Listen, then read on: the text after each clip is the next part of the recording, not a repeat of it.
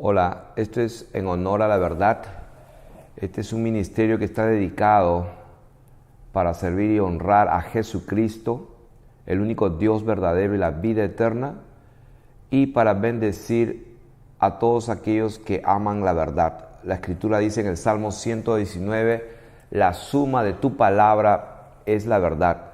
Y para todos aquellos que aman la verdad en lo íntimo, vamos a hablar de un tema y salir de las dudas.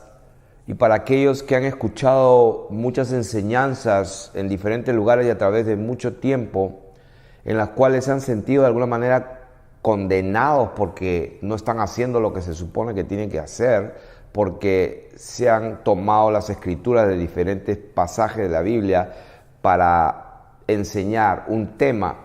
Vamos en este día a enseñar y dilucidar de una vez por todas cuál es la voluntad de Dios y qué es lo que Dios a través de las escrituras, porque ellas dan testimonio de Jesucristo. La palabra de Dios dice en primera de Timoteo capítulo 6 versículo 3 que si alguno enseña otra cosa y no se conforma a las sanas palabras de nuestro Señor Jesucristo, está envanecido y no sabe nada, delira acerca de cuestiones y contiendas de palabras, de las cuales nacen envidias, pleitos, malas sospechas, disputas de hombres corruptos de entendimiento y privados de la verdad, que toman la piedad como fuente de ganancia. Vamos a ver qué dice la palabra acerca de lo dimos la ofrenda. La palabra es Dios, la palabra era Dios, era con Dios y la palabra es Dios. Los diezmos y las ofrendas de acuerdo a las escrituras. Y esto es lo que nos interesa. Vamos a darnos cuenta al final de este estudio que muchas personas van a ser liberadas de toda doctrina, de toda fortaleza, argumento y altivez que se ha levantado en contra del conocimiento de la verdad, y han sido cautivadas y han tenido temor porque no diezmaron, porque no dieron, que malditos son, que el ladrón vendrá, el devorador les devorará porque no han cumplido, y etcétera. Vamos a ver cómo las escrituras nos van a hacer libres, porque está escrito en la palabra: conoceremos la verdad y la verdad nos hará libres. Vamos a empezar desde el principio. Quiero decir que en mi estudio personal, a no ser que me equivoque, he encontrado 43 veces que se menciona la palabra diezmo, diezmos o diezmar. 43 veces, 33 veces de ellas se encuentran en el Antiguo Testamento. En el Antiguo Testamento he encontrado 33 veces el término diezmo y diezmar. En el Nuevo Testamento lo he encontrado 10 veces. 7 veces está en el libro de Hebreos, capítulo 7. Y las otras 3 veces están en Mateo y Lucas. Estos 3 otros versículos de Mateo y Lucas es cuando el Señor habla. Por ejemplo, a ver, vamos a ver si tengo acá las escrituras de Mateo y Lucas, para ir rápido con la palabra, para todos los que tienen un espíritu noble, como los bereanos que escudriñan la palabra de Dios. Eso está en Mateo 23, 23, Lucas 18, 12 y Lucas 11, 42. Ok, en Mateo y Lucas. Repito, Mateo 23, 23, Lucas 18, 12 y Lucas 11, 42. Son esos 3 pasajes donde se menciona la palabra diezmar, y es cuando el Señor Jesús está reprendiendo a los religiosos fariseos y les dice: vosotros diezmáis la menta, el eneldo y la ruda, y dejáis o pasar por alto la misericordia, la justicia y el amor y la fe. Esto era necesario hacer sin dejar de hacer lo otro. Esa es las 3 veces que se mencionan en Mateo, en Lucas y 2 veces en Lucas 11:42, Lucas 18:12 y Mateo 23:23. En otra ocasión había un hombre que se creía justo a sí mismo, lloraba golpeándose el pecho y decía: yo no soy como este hombre pecador, yo doy limosna, oro a Dios siempre y doy mis diezmos. Esa es la otra parte donde aparece, y esta es la 10ª vez que aparece en el Nuevo Testamento. 7 veces se habla del diezmo en el libro de Hebreos capítulo 7, así que nos vamos a concentrar ahí, pero primero vamos a ir al origen. ¿Dónde aparece la primera vez los diezmos? Los diezmos aparecen la primera vez en el libro de Génesis. En el libro de Génesis, allí aparece por primera vez el término de los diezmos. ¿En dónde aparece esto? En Génesis capítulo 14, versículos del 17 al 20.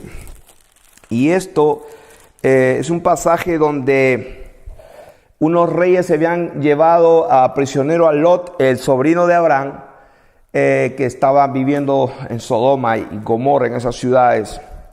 Y entonces se produjo una guerra entre varios reyes, 5 reyes contra 4, y entonces Abraham va y les hace la guerra y rescata a Lot. Y vamos a leer Génesis capítulo 14, versículo 17.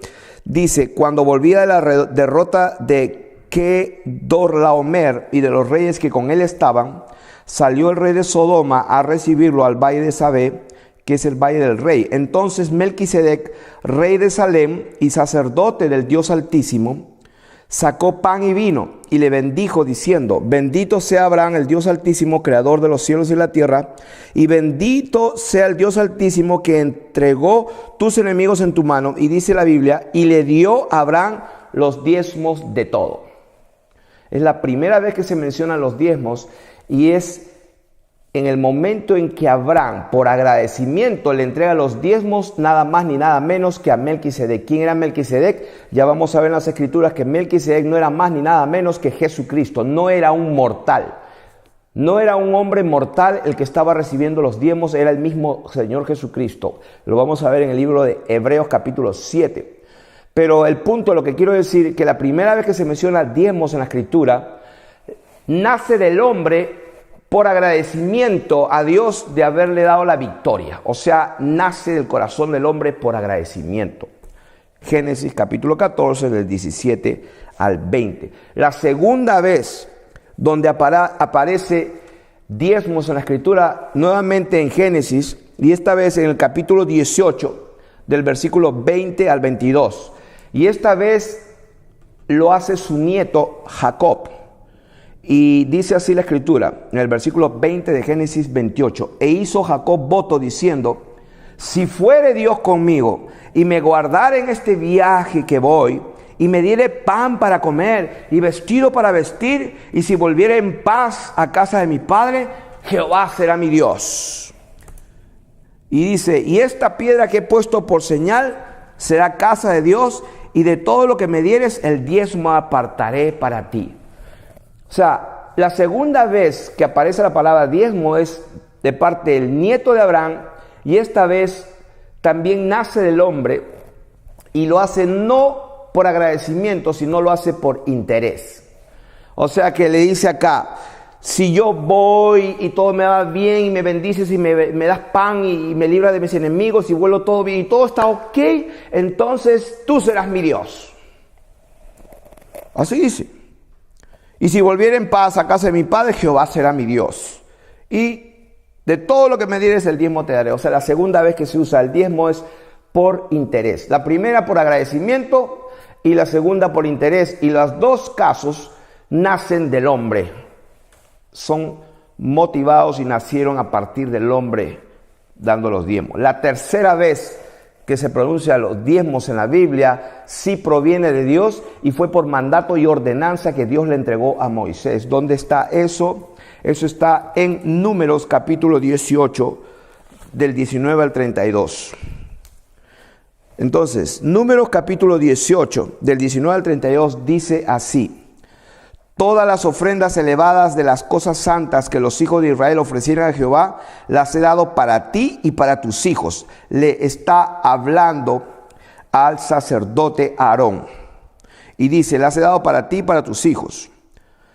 Entonces, por estatuto perpetuo, pacto de sal perpetuo es delante de Jehová para ti y para tu descendencia contigo. Y Jehová dijo a Aarón, de la tierra de ellos no tendrás heredad, ni entre ellos tendrán parte, porque yo soy tu parte y tu heredad en medio de los hijos de Israel. O sea que le está diciendo Dios a Aarón que él no le va a dar una parte entre las 12 tribus de Israel, no va a tener tierra, sino que él va a ser la heredad. Dios mismo va a ser la heredad para ellos. Y aquí yo he dado a los hijos de Leví, el capítulo 18 de Números, versículo 21 dice, he aquí yo he dado a los hijos de Leví todos los diezmos en Israel por heredad, por su ministerio, por cuanto ellos sirven en el ministerio del tabernáculo de reunión. Y no se acercarán más los hijos de Israel al tabernáculo de reunión para que no lleven pacto por el cual mueran, mas los levitas harán el servicio del tabernáculo de reunión y ellos llevarán su iniquidad, estatuto perpetuo será para vuestros descendientes y no poseerán heredad entre los hijos de Israel, porque a los levitas he dado por heredad los diezmos de los hijos de Israel que ofrecerán a Jehová en ofrenda, por lo cual les he dicho, entre los hijos de Israel no poseerán heredad. En otras palabras, las tribus de Israel estaban divididas en 12. Estaban divididas en 12. Entonces, de todas las tribus de Israel, Dios las dividió en 12, del 1 al 12.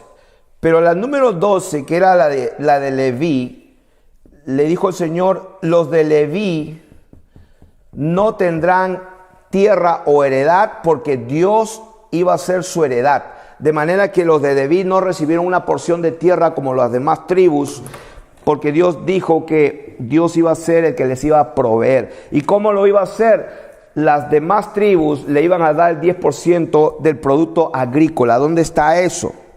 Aquí está, dice, habló en el versículo 25, habló Jehová a Moisés diciendo, así hablarás a los levitas y les dirá, cuando tomes de los hijos de Israel los diezmos que os he dado de ellos por vuestra heredad, vosotros presentaréis de ellos en ofrenda mecida a Jehová el diezmo de los diezmos. Y se os contará vuestra ofrenda como grano de la era y como producto del lagar. O sea, granos de trigo y de la uva. O sea, eran productos agrícolas.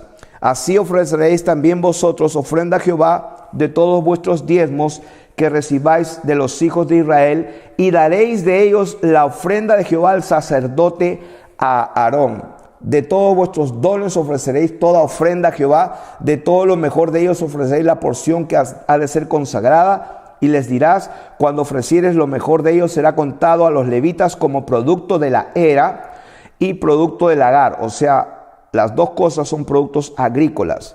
Y lo comeréis en cualquier lugar, vosotros y vuestras familias, pues es vuestra remuneración por vuestro ministerio en el tabernáculo de reunión, y no llevaréis el pecado por ello cuando hubierais ofrecido la mejor parte de él, y no contaminaréis las cosas santas de los hijos de Israel, y no morirás. En otras palabras, 11 tribus daban a los levitas 10%, entonces ellos recibían el 110%.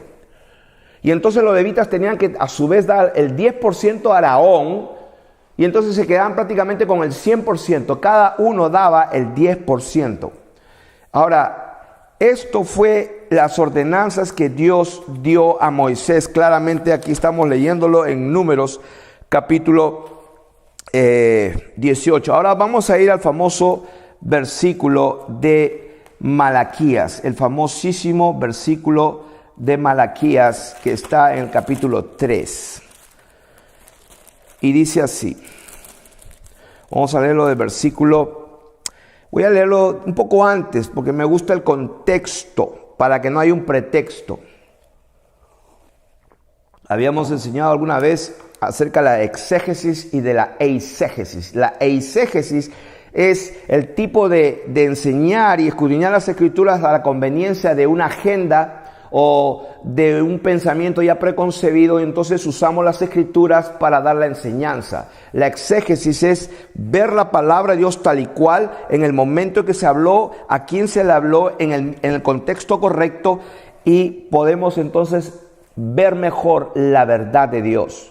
Así que no acomodemos la palabra a nuestros intereses. Estamos viendo entonces, número 1, que la primera vez que se habla de diezmo fue por agradecimiento a Dios. Y la segunda, por interés, para que Dios lo proteja, lo cuide y lo bendiga. Y la tercera vez ya Dios oficialmente ordena, ¿no es cierto?, que los hijos de Israel, al ser divididos por heredades, a la tribu Leví no se le dio heredad porque las otras tribus le iban a dar el 10% de los productos agrícolas para que ellos puedan vivir. Y a su vez los mismos levitas iban a dar el diezmo de los diezmos al sumo sacerdote Aarón. Así fue establecido. Entonces en Malaquías capítulo 3 dice la Biblia, versículo 7, desde los días de vuestros padres os habéis apartado de mis leyes. Quiero subrayar esa palabra leyes. Esa palabra leyes es muy importante porque nos enseña mucho acerca de la palabra de Dios. O sea, la palabra ley es muy importante. Dice, os habéis apartado de mi ley. Malaquías capítulo 3, versículo 7. De mis leyes y no las guardasteis, volveos a mí y yo me volveré a vosotros, ha dicho Jehová de los ejércitos, mas dijisteis, ¿en qué hemos de volvernos? Y ahí viene el versículo 8, dice, ¿robará el hombre a Dios? Pues vosotros me habéis robado y dijisteis, ¿en qué te hemos robado? Dice, en vuestros diezmos y ofrendas. Malditos sois con maldición porque vosotros, la nación toda, estamos hablando de la nación de Israel, quiere decir que los levitas estaban incluidos. Porque si bien es cierto, las 11 tribus que tenían que dar el diezmo a los levitas también tenían que dar el diezmo de los diezmos a Aarón. Entonces dice, la nación toda me habéis robado. Y dice el versículo 10, traer todos los diezmos al alfolí y haya alimento en mi casa. Y probadme, está hablando del tabernáculo de reunión, porque eso es lo que dijo Dios en Números, que eso es lo que le correspondía por su trabajo de ministrar en el tabernáculo de reunión. Trae todos los diezmos al alfolí y hay alimento en mi casa, y probadme ahora en esto, dice Jehová de los ejércitos, si no os abriré las ventanas de los cielos y derramaré sobre vosotros bendición hasta que se sobreabunde. Reprenderé también por vosotros al devorador y no os destruirá el fruto de la tierra, ni vuestra vid en el campo será estéril, dice Jehová, y todas las naciones os será bienaventurados, porque seréis tierra deseable, dice Jehová. Así que estamos hablando de que Dios va a reprender al devorador, y entonces el fruto de la tierra va a ser bendecido, y la vid en el campo no será estéril, etc. En otras palabras, porque no estaban dando los diezmos y ofrendas, les había venido una maldición. Entonces, eso es lo que se enseña muchísimo en todas las iglesias, y me refiero a iglesias, a los lugares donde se congrega mucha gente en el nombre del Señor. Ya hemos enseñado que iglesia es el pueblo de Dios y que no necesariamente en un lugar específico se congrega la iglesia. Enseñamos qué es la iglesia, dónde está la iglesia y quién es la iglesia.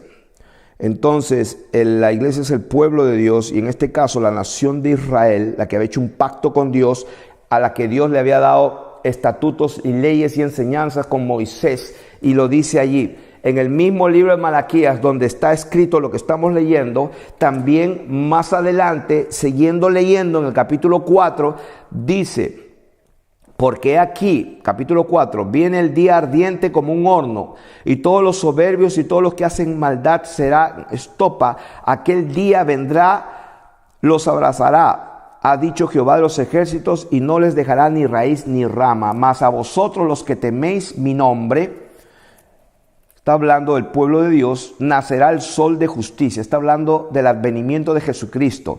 Nacerá el sol de justicia y en sus alas traerá salvación. Y saldréis y saltaréis como becerros de la manada. Hollaréis a los malos, los cuales serán ceniza bajo las plantas de vuestros pies en el día que yo actúe, ha dicho Jehová de los ejércitos. Y acá viene el versículo 4. Malaquías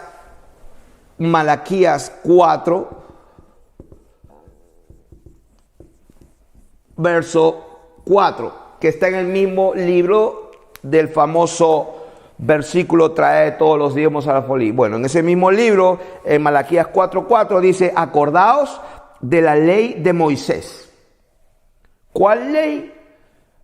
La que le dio Dios en el monte Horeb. Ahí está. Acordaos de la ley de Moisés, mi siervo, al cual encargué en Horeb. ¿Qué cosa encargó Dios? Ordenanzas y leyes para todo Israel. Aquí Dios dice que Dios le dio ordenanzas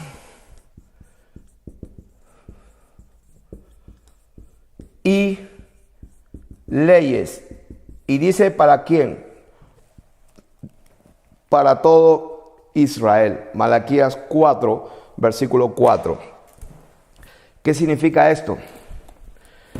Que cuando Dios estaba diciendo en el versículo 10, traed los diezmos al alfolí, y en el versículo 9 diciendo, malditos sois toda la nación porque me ha robado, está hablando la nación de Israel, porque escrito está ahí mismo en Malaquías 4, dice, acuérdense de la ley de Moisés. O sea, primero los exhorta, los reprende, les advierte y le dicen, acuérdense de la ley de Moisés, mi siervo, que yo les di ordenanzas y leyes, porque la están dejando, porque no están haciendo lo que les dije. De eso está hablando. Así que no saquemos la palabra de Dios fuera de contexto.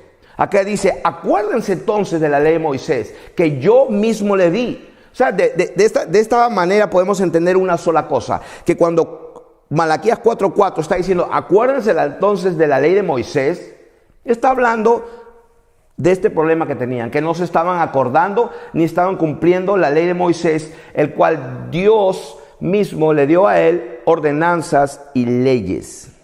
Entonces, avanzando en este tema, quiero decirles que hay en la ley y en las ordenanzas hay 613 leyes y ordenanzas en la ley de Moisés.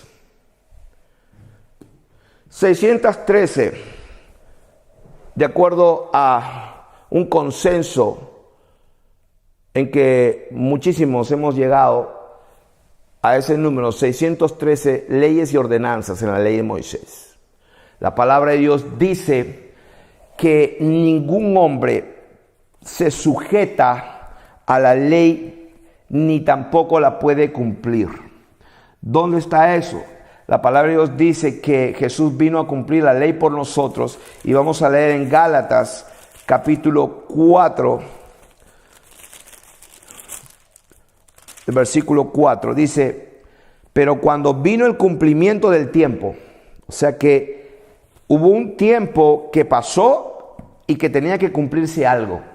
¿Qué tenía que cumplirse? La venida de la verdad, la venida de la realidad, la venida del verdadero sacrificio. Cuando vino el cumplimiento del tiempo, Dios envió a su Hijo, nacido de mujer, y dice, y nacido bajo la ley. O sea, nacido de mujer, hecho semejante a los hombres, y nacido bajo la ley. Y dice, ¿para qué? Para que redimiese a los que estaban bajo la ley, a fin de que recibiésemos la adopción de hijos. O sea, yo quiero que ahora entrelacemos la ley y conectemos ley con adopción. Porque acá dice, no podemos desligar esta verdad, que cuando vino el cumplimiento, Dios envió a Jesucristo y dice, nacido de mujer y nacido bajo la ley, para redimir a los que estaban bajo la ley, a fin de que recibiésemos la adopción de hijos. O sea que ley antigua, leyes y ordenanzas de Moisés del monte de Horeb, y estamos viendo aquí adopción e ser hijos. Entonces, la Biblia dice en Gálatas 4:6, y por cuanto sois hijos, Dios envió a vuestros corazones el espíritu de su Hijo, el cual clama, Abba, Padre. Abba significa papito. Entonces se leería de esta manera, el cual dice, el espíritu del Hijo está en nosotros, el cual clama, papá. Así que ya no eres esclavo, sino hijo, y si hijo, también heredero de Dios por medio de Jesucristo. Entonces dice que ya no somos esclavos, sino somos hijos. Entonces lo que yo quiero enseñar en esta mañana es que es imposible guardar la ley de Dios.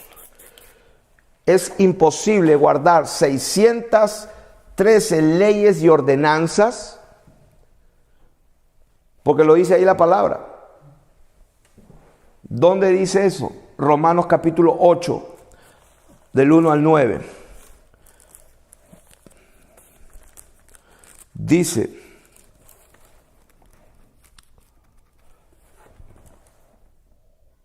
Romanos capítulo 8, del 1 al 9. Dice, voy a leer el versículo 7. Por cuanto los designios de la carne son enemistad contra Dios, porque no se sujetan a la ley de Dios, ni tampoco pueden. O sea que el hombre no puede sujetarse a la ley, pero hay algo más. Dice que tampoco puede. ¿Dónde está eso? Romanos capítulo 8, versículo 7. Lo voy a leer ahora desde el versículo 1. Ahora pues, dice, ninguna condenación hay para los que están en Cristo Jesús, los que no andan conforme a la carne, sino conforme al Espíritu. Y quiero que mantengamos presente en esta enseñanza la relación entre la nueva ley y el espíritu de vida y el ser hijos, el ser adoptados. O sea que antes la antigua ley y la nueva ley. Esta no se podía sujetar, el hombre no se podía sujetar ni tampoco la podía cumplir, como dice el versículo 7, que no se sujetan a la ley de Dios ni tampoco se puede. Y por el otro lado, Dios, la ley la pone dentro de nuestra mente y nuestro corazón y nos adopta como hijos. Entonces ahora ya cumplimos la ley, pero ya no nosotros, sino el Espíritu de Dios como hijos lo hacemos. Entonces, ¿qué tiene que ver esto con las ofrendas y los diezmos? Lo vamos a ver en un momento. Entonces el versículo 2 dice, porque la ley del Espíritu de vida en Cristo Jesús me ha librado de la ley del pecado y de la muerte. Está hablando de la ley del Espíritu, la ley de Cristo, la ley de Jesucristo me ha librado de la ley del pecado y de la muerte. Ahí lo dice. ¿Quién nos ha librado de la ley de la muerte? La ley del Espíritu de vida en Cristo Jesús.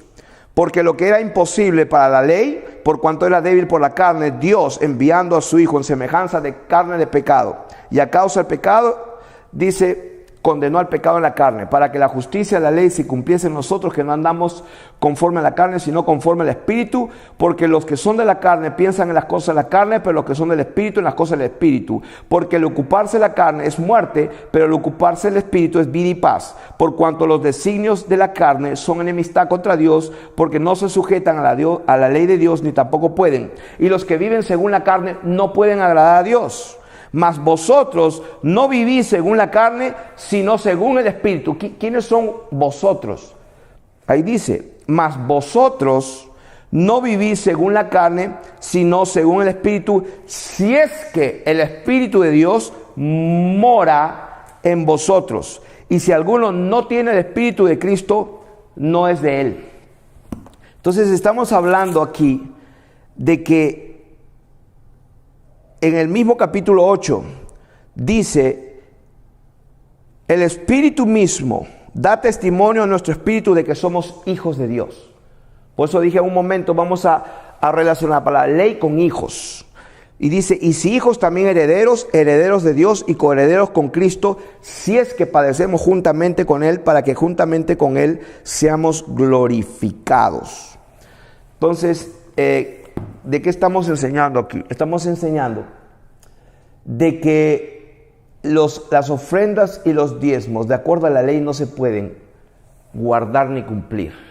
Jesús los cumplió por nosotros. Él nació de mujer y bajo la ley para cumplir la ley. Él la cumplió a perfección para que su justicia, lo que Él hizo a perfección, nos lo entregue a nosotros y nos dé su espíritu en un nuevo pacto. Ahora nosotros ofrendamos y damos aún más que el diezmo. Y vamos a explicarlo eso en un momento. Estábamos diciendo que algunos dirán que tiene que ver los diezmos y las ofrendas, de acuerdo a las Escrituras, con lo que estamos hablando, tiene todo que ver. Porque el Señor Jesucristo vino para cumplir la ley. El cielo y la tierra pasarán, pero su palabra no pasará. Ni una jota ni una tilde de la ley se va a cumplir. Y en Lucas capítulo 16, versículo 16 al 17, dice, la ley y los profetas eran hasta Juan. O sea que la ley y los profetas llegaron hasta Juan. La ley y los profetas llegaron hasta Juan. Lucas capítulo 16, versículo 16. La ley y los profetas eran hasta Juan. Desde entonces, o sea, desde ese punto, el reino de Dios es anunciado y todos se esfuerzan por entrar en él. Pero más fácil es que pasen el cielo y la tierra que se frustre una tilde de la ley. En Mateo capítulo 11, versículo 11 dice, de cierto os digo, entre los nacidos de mujer no se ha levantado otro mayor que Juan el Bautista.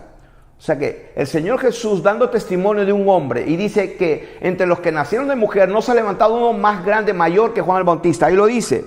Pero la palabra de Dios dice también, pero, hay un pero bien grande, pero el más pequeño en el reino de los cielos mayor es que él. O sea, ¿cómo es eso?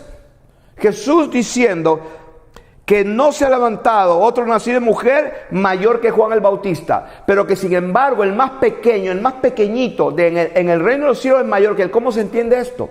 Esto se entiende de esta manera y de la única manera. La palabra de Dios, que la ley y los profetas es hasta Juan, hasta allí. Porque de aquí para adelante entra el reino de los cielos, entra el nuevo pacto, cambia el sacerdocio, cambia la ley por una nueva ley, la ley de Cristo, la ley de la libertad, la ley del espíritu de vida en Cristo Jesús, que nos libra de la ley del pecado y de la muerte. Es una nueva ley, cambio de sacerdocio, cambio de ley. Ahora lo vamos a ver, pero queremos entender esto. Dice, desde los días de Juan el Bautista, versículo 12 de Mateo 11, desde los días de Juan el Bautista hasta ahora, desde los días de Juan Bautista hasta ahora, donde estaba el Señor Jesús hablando, dice la Biblia, el reino de los cielos sufre violencia y los valientes o los violentos lo arrebatan. Porque todos los profetas y la ley profetizaron hasta Juan. ¿Dónde está eso? Mateo 11, 13. Todos los profetas y la ley profetizaron hasta Juan. Por eso es que el Señor dijo que de todos los que nacieron de mujer no hay uno mayor que Juan. Pero el más pequeño en el reino de los cielos, o sea, de aquí para acá. ¿Por qué de aquí para acá? Porque aquí vino nada más ni nada menos que Jesús. Y entonces el más pequeño que reciba el nuevo pacto, y vamos a ver cómo es el nuevo pacto, el más pequeño va a tener la capacidad de no solamente cumplir los 613 mandamientos y ordenanzas, sino aún mucho más. Y por eso es que en la palabra de Dios, nosotros en el nuevo pacto no damos los diezmos solamente, damos la vida entera. Jesucristo dijo, si alguno quiere ser mi discípulo y no renuncia a todo lo que posee, no puede ser mi discípulo. Wow, o sea que ahora la cosa es más fuerte. Claro que sí. Jesús dijo, oísteis que fue dicho a los antiguos en la ley, no matarás, pero yo os digo, o sea, yo os digo, en el nuevo pacto sí es posible. Por eso que la gente no entiende. Oíste que fue dicho, no matarás, pero yo os digo que cualquiera que se enoje contra su hermano será culpable de juicio. Y cualquiera que le diga fatuo, necio a su hermano será culpable ante el concilio, y cualquiera que le diga fatuo será expuesto al fuego. Oíste que fue dicho, no perjurarás, pero yo os digo que vuestro sí sea sí y vuestro no sea no. Oíste que fue dicho, no adulterarás, pero yo os digo que cualquiera que mira a una mujer para codiciarla ya adulteró. ¿Qué estamos hablando? Estamos hablando de que, si bien es cierto, Juan él era el mayor, pero en el reino de los cielos el menor es mayor que Juan. ¿Por qué? Porque en el reino de los cielos, con el nuevo pacto, ahora Dios se mete en el corazón y en la mente, y las leyes que antes estaban escritas en tablas de piedra para cumplir, ahora esas leyes Dios las pone dentro de nuestra mente, en nuestro corazón, y nos da la potestad de ser hijos de Dios, porque Él pone el Espíritu de su Hijo dentro de nosotros, y es el Espíritu dentro que hace que andemos en victoria. La palabra de Dios dice que los que somos nacidos de Dios no practicamos el pecado, porque dice, la simiente de Dios permanece en nosotros y no podemos pecar porque somos nacidos de Dios. ¿Dónde está eso? Primera de Juan capítulo 3. Entonces, estamos hablando de que por qué Jesús dijo que Juan, siendo el más grande, nacido de mujer, en el reino de los cielos el más pequeño era mayor que él. ¿Por qué? Porque él estaba estableciendo un nuevo pacto que lo había dicho en Jeremías. En Jeremías capítulo 31, versículo 33, ahí está el famoso pacto que él prometió y dijo así: este es el pacto, Jeremías 31, 33, que haré con la casa de Israel después de aquellos días, dice Jehová. Daré mi ley en su mente y las escribiré en su corazón, y yo seré a ellos por Dios y ellos me serán por pueblo, y no enseñará más ninguno a su prójimo ni ninguno a su hermano diciendo conoce a Jehová, porque todos me conocerán. ¿Por qué? Porque yo perdonaré la maldad de ellos y no me acordaré más de sus pecados. ¿Dónde está también eso? En el nuevo pacto, en Hebreos capítulo 8, la palabra de Dios dice de esta manera, hablando del pacto, y vamos a unir los diezmos y las ofrendas con la ley y el pacto. Capítulo 7 de Hebreos, dice la Biblia, cuando uniendo la primera parte de la enseñanza, este Melquisedec, voy a leer el versículo 1, este Melquisedec, rey de Salem, sacerdote del Dios Altísimo, que salió a recibir a Abraham, que volvía de la derrota de los reyes, y le bendijo, a quien asimismo dio a Abraham los diezmos de todo. Esa es una vez que se repite. Cuyo nombre significa primeramente rey de justicia y también rey de Salem, esto es rey de paz, sin padre, sin madre, sin genealogía, que ni tiene principio de días ni fin de vida, sino hecho semejante al Hijo de Dios, permanece sacerdote para siempre. Este Melquisedec era Jesucristo mismo. Considerad pues cuán grande era este, a quien aún Abraham el patriarca dio diezmos del botín. Ciertamente los que reciben de entre los hijos de Leví reciben el sacerdocio, tienen mandamiento de tomar el diezmo del pueblo, según la ley, es decir, de sus hermanos, aunque estos también hayan salido de los lomos de Abraham. Pero aquel cuya genealogía no es contada de entre ellos tomó de Abraham los diezmos y bendijo al que tenía las promesas. Y sin discusión alguna, el menor es bendecido por el mayor. Y aquí ciertamente reciben los diezmos los hombres mortales, o sea, los levitas. Pero allí uno de quien se da testimonio de que vive. Y por decirlo habrá así, en Abraham pagó el diezmo también Leví, que recibe los diezmos. Y aquí en todas estas palabras están las 7 veces donde se pronuncian diezmos en el Antiguo Testamento. En el Nuevo Testamento se encuentran 10 veces la palabra diezmo, y las 7 están aquí. Las otras 3 están en Mateo y Lucas, cuando Jesús habla de que los religiosos diezmaban la ruda, las hortalizas y todo, y dejaban lo más importante, que era la justicia, la misericordia y la fe. Entonces ahí se completan las 10 veces que en el Nuevo Testamento se habla de diezmos. Entonces, el punto de lo que quiero decir aquí es el versículo 12. Porque cambiado de sacerdocio, necesario es que haya también cambio de ley. O sea que cuando se cambia el sacerdocio, se cambia también la ley. Y de aquel de quien se dice esto es de otra tribu, de la cual nadie sirvió al altar. Porque manifiesto es que nuestro Señor Jesús vino de la tribu de Judá, de la cual nada habló Moisés tocante al sacerdocio. O sea, tocante a los diezmos.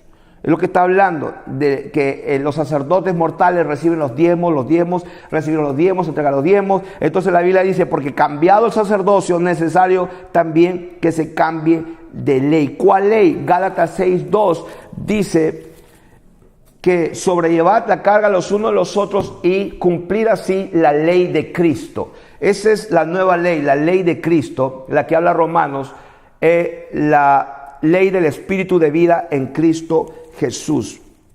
Ahora, en Hebreos, estoy corriendo porque es mucho lo que hay que enseñar, pero en Hebreos quiero leer capítulo 8, continuando Hebreos 7, el capítulo 8, ahí se une lo de la ley, lo del cambio de sacerdocio, cambia la ley, y dice el versículo 8, vamos a leer desde el versículo 10. Por lo cual dice: este es el pacto que haré con la casa de Israel después de aquellos días, dice el Señor. Pondré mis leyes en la mente de ellos y sobre su corazón las escribiré, y seré a ellos por Dios y ellos me serán por mi pueblo. Y ninguno enseñará a su prójimo ni ninguno a su hermano diciendo: conoce al Señor, porque todos me conocerán desde el menor hasta el mayor, porque seré propicio a sus injusticias y nunca más me acordaré de sus pecados. ¿Qué significa esto? Esto significa de que no hay manera de cumplir la ley sin que nosotros nazcamos de nuevo o que el Espíritu de Dios entre en nosotros. El Espíritu Santo, cuando entra a morar en este vaso de barro, porque la Biblia dice que este cuerpo es un vaso de barro, para que la excelencia del poder sea de Dios y no de nosotros, quiere decir que es la única manera en que nosotros podemos andar en el Espíritu. Por eso dice la Biblia que los que andan en el Espíritu, estos son hijos de Dios. ¿Dónde está eso? Bueno, eso está en Romanos capítulo 8. Dice, versículo 14, porque todos los que son guiados por el Espíritu de Dios, estos son hijos de Dios, pues no habéis recibido el espíritu de esclavitud para estar otra vez en temor, sino que habéis recibido el espíritu de adopción por el cual clamamos Abba, Padre. El mismo espíritu da testimonio a nuestro espíritu de que somos hijos de Dios. Entonces, ¿qué quiere decir esto? ¿Y qué tiene que ver todo esto con las ofrendas y diezmos? Lo que estamos diciendo y enseñando es que el Señor Jesucristo hasta Juan llegó. Después el reino de los cielos hace violencia porque Jesucristo llegó. Cuando Él llega y hace la obra y se convierte en el sumo sacerdote que hace las paces y la paz con Dios y los hombres, derrama su sangre, la lleva al trono verdadero en el cielo, y entonces Él derrama su espíritu sobre aquellos que creemos en Él. Está escrito que a todos los que creen en Él les dio potestad de ser hijos de Dios. ¿Cómo? A través de la suministración de su espíritu. Entonces, quiere decir que ahora nosotros guardamos la palabra de Dios mucho más que los que vivían de Juan para atrás.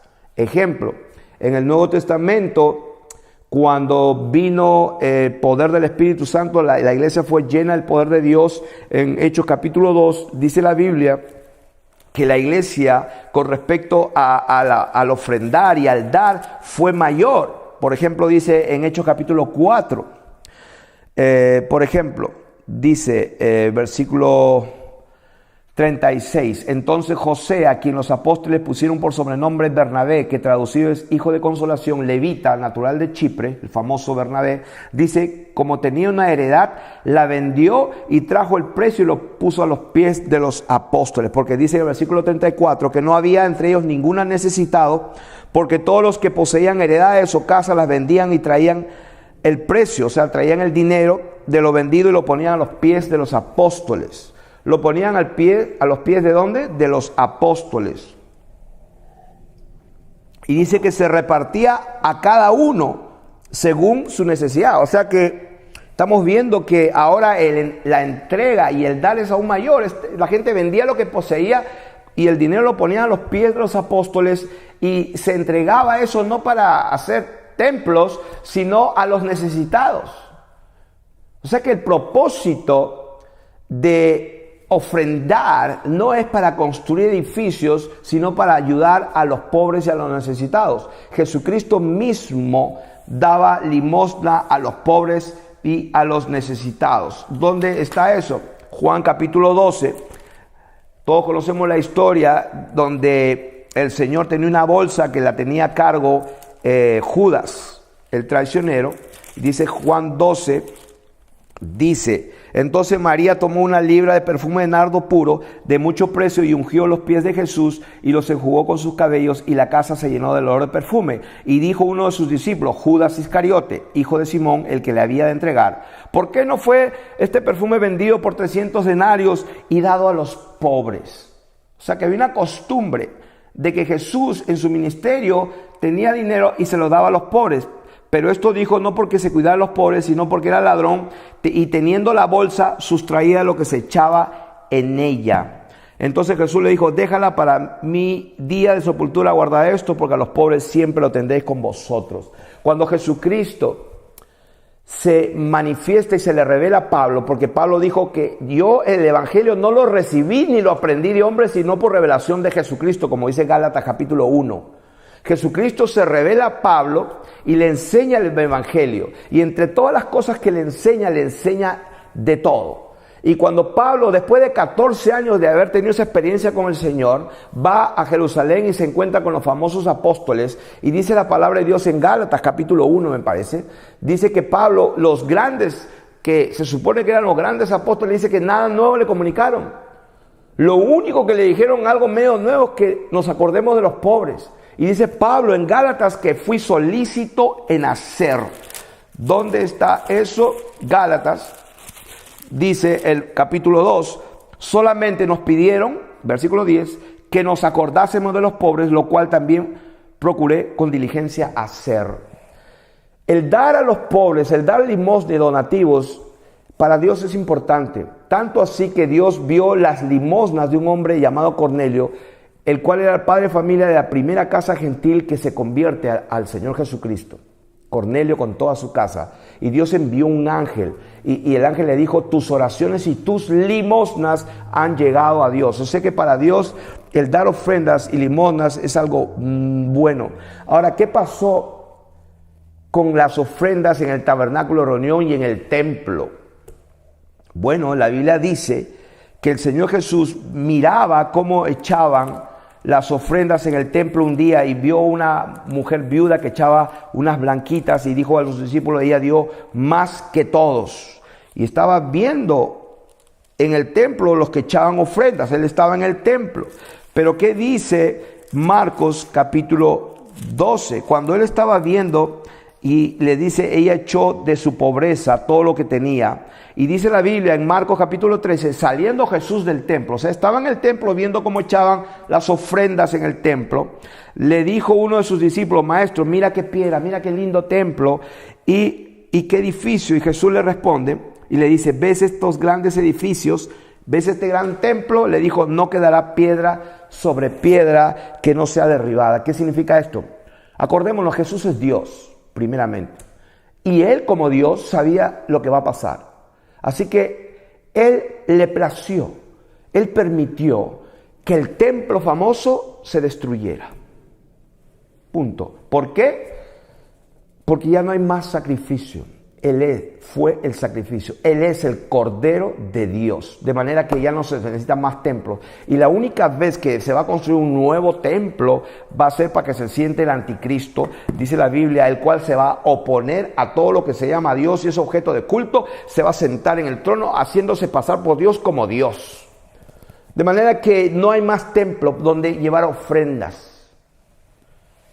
Jesús mismo lo dijo, ¿ves esta piedra, este templo? No quedará nada. Él sabía y lo permitió porque así quiso Él. Y Él es Dios. De manera que hoy, en el Nuevo Testamento, en el libro de los Hechos, podemos ver muchísimas partes cómo es que se hacían las cosas.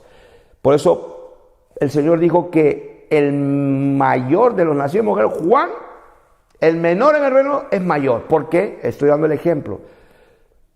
Vendían todo, el dar es mucho más sacrificial. ¿Por qué? Porque la verdadera iglesia tenía el espíritu del Hijo en sus corazones. Pero la iglesia de ese tiempo no era cualquier iglesia, era una iglesia cerrada. El mundo no entraba a la iglesia iba al mundo. Y la Biblia dice que el mundo, los demás no se juntaban con ellos. ¿Dónde está eso? Capítulo 5, Hechos capítulo 5. Versículo 12. Por la mano de los apóstoles se hacían muchas señales y prodigios en el pueblo, y estaban todos unánimes en el pórtico de Salomón. De los demás, esa palabra es bien importante.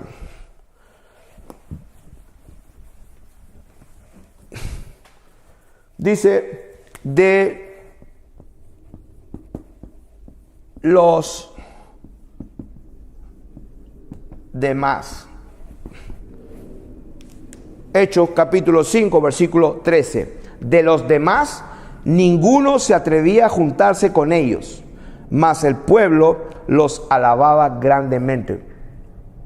De manera que este ministerio, en honor a la verdad, está dedicado a estar comprometido con la verdad y solamente la verdad. Y la verdad es Jesucristo, es su palabra. Cielos y tierra pasarán, pero su palabra no pasará. Es más, amanecí con la palabra de Dios en mi mente y decía, no sabía si era un sueño, alguien me había hablado, decía, los cielos y la tierra pasarán, pero mi palabra no pasará. Literalmente escuché una voz en mi mente, en mi sueño, y después me dijo, y eso es literal. Significa lo que él dijo se cumple, literalmente. Cuando habló con parábolas es una parábola y las explica las parábolas, pero lo que él dijo es literal y se va a cumplir.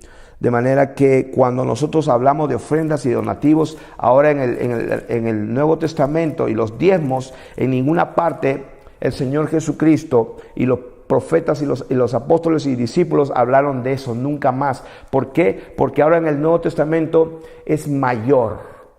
¿Qué significa esto? Que ahora entregamos todo para el Señor, todo le pertenece a Él. Pero lo que se ha hecho, se ha pervertido el verdadero evangelio. Por eso enseñamos la otra vez, otro Jesús, otro Espíritu, otro evangelio, porque el verdadero evangelio no es así. La iglesia dice, los demás no se juntaban con la iglesia. Está escrito ahí. Por eso es que la iglesia se conocían entre ellos y era un círculo cerrado. Y la palabra de Dios dice que Dios añadía a la iglesia a los que habían de ser salvos. Ahora no. Ahora la iglesia invita al mundo. Y el mundo se mete dentro de la iglesia y está más pervertida. No se sabe si el mundo está allí o el mundo está afuera. De acuerdo a las escrituras, en Hechos capítulo 5, de los demás no se juntaban con la iglesia. La iglesia iba al mundo a rescatar a los perdidos, los arrebataban del infierno, dice la palabra de Dios. Los que dudaban los convencían, de los otros los arrebataban del infierno, y de otros tenían misericordia, dice, aborreciendo aún la ropa contaminada de ellos. Entonces, ¿qué estamos enseñando acá? Los diezmos y las ofrendas según las escrituras. Bueno, vamos a leer qué pasaba en 2 Corintios capítulo 8, las ofrendas para los santos. Si yo pudiera leer, y les recomiendo a todos que lean todo el capítulo 8 de 2 Corintios, capítulo 8 y todo el capítulo 9. Ahí está bien explícito todo. Por ejemplo, dice, capítulo 8, versículo 4, pidiéndonos con muchos ruegos que les concediésemos el privilegio de participar en el servicio para los santos. O sea que para los santos. Versículo 2, en gran prueba de tribulación, la abundancia de su gozo y su profunda pobreza abundaron en riquezas de su generosidad.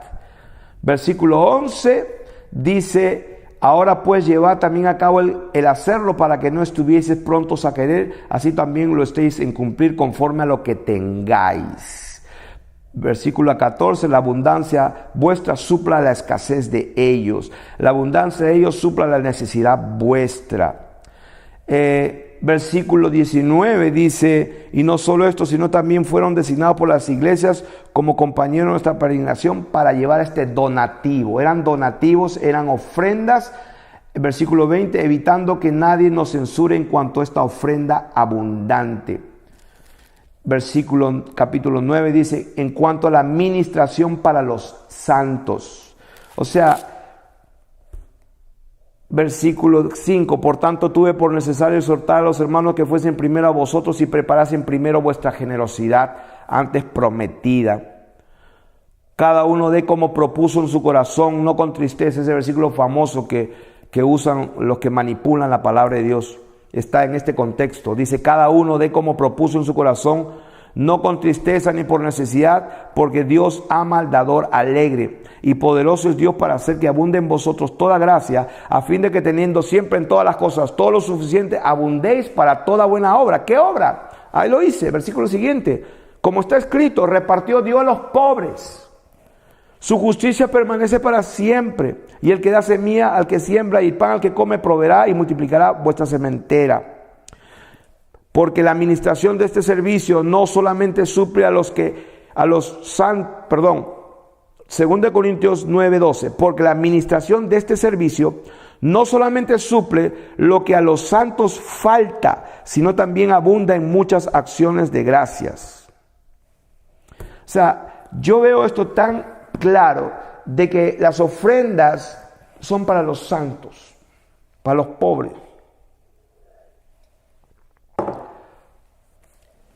No sé qué evangelio se ha estado predicando y enseñando, pero está todo claro en la palabra de Dios.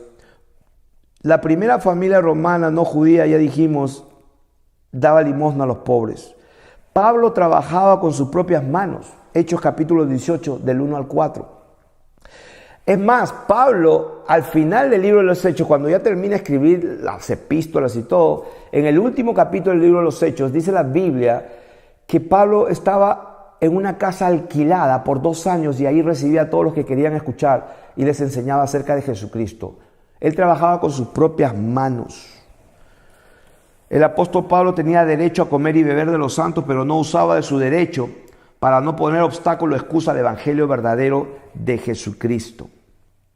La iglesia del libro de los Hechos, que es la iglesia verdadera, pues de esa se da testimonio en las Escrituras, era una iglesia cerrada. Dios es el que añadía a la iglesia a los que habían de ser salvos. La iglesia iba al mundo a rescatar y predicar y el mundo no venía a la iglesia. Ahora, quiero hacer un disclaimer y quiero equilibrar esta enseñanza. En Lucas capítulo 8, versículo 3, dice la Biblia que muchas mujeres le servían a Jesús de sus bienes. O sea, Jesús recibía el servicio. Jesús era servido con bienes. ¿Dónde está eso? Lucas capítulo 8, versículo 1 al 3. El Señor mismo dijo, como dice la palabra en 1 Corintios 9, versículo 14, así también ordenó el Señor a los que anuncian el evangelio que vivan del evangelio. La iglesia coopera con los que hacen la obra. Tercera de Juan del 5 al 8. El que es enseñado en la palabra haga partícipe de toda cosa buena al que lo instruye. Gálatas 6 del 6 al 7. O sea, ¿qué estamos diciendo con todo esto? Lo que estamos enseñando aquí, y voy a concluir, que ahora en el nuevo pacto somos hijos de Dios y como hijos ya no somos esclavos, sino herederos de Dios. Renunciamos a todo y todo está en las manos del Señor. Lo que pasa es que la iglesia se ha corrompido a través de los siglos y lógicamente nadie va a vender sus cosas y ponerlo en manos de ¿quién? ¿Dónde están los apóstoles? ¿Dónde están los apóstoles? O sea que todo se ha pervertido, todo se ha corrompido, pero quiero decir que el remanente del Señor puede identificar quién es un siervo de Dios, quién es la verdadera iglesia, y entre la verdadera iglesia debemos de ayudarnos, debemos de entregar todo a los pies del Señor y que el Señor opere por medio de su Espíritu Santo y Él dirija por medio de sus siervos a repartir de acuerdo a la necesidad de cada persona. Ese es el verdadero evangelio. La palabra de Dios dice en Gálatas, como leímos, en Gálatas, sobrellevad la carga los unos de los otros y cumplir así la ley de Cristo. La ley de Moisés pasó, estamos en la ley de Jesucristo. La ley de Jesucristo nos exige más aún. El problema está que se ha tomado el evangelio para enriquecerse y se han enriquecido muchísimo.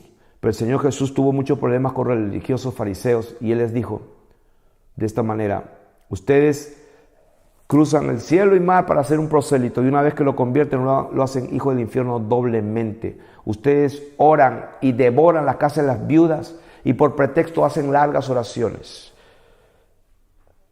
Vosotros recibiréis mayor condenación, dijo el Señor Jesucristo, porque habéis pervertido el verdadero evangelio del Señor Jesucristo. El Señor Jesucristo nunca mandó a estar pidiendo dinero para construir edificios. Él permitió que el templo famoso lindo se destruyera.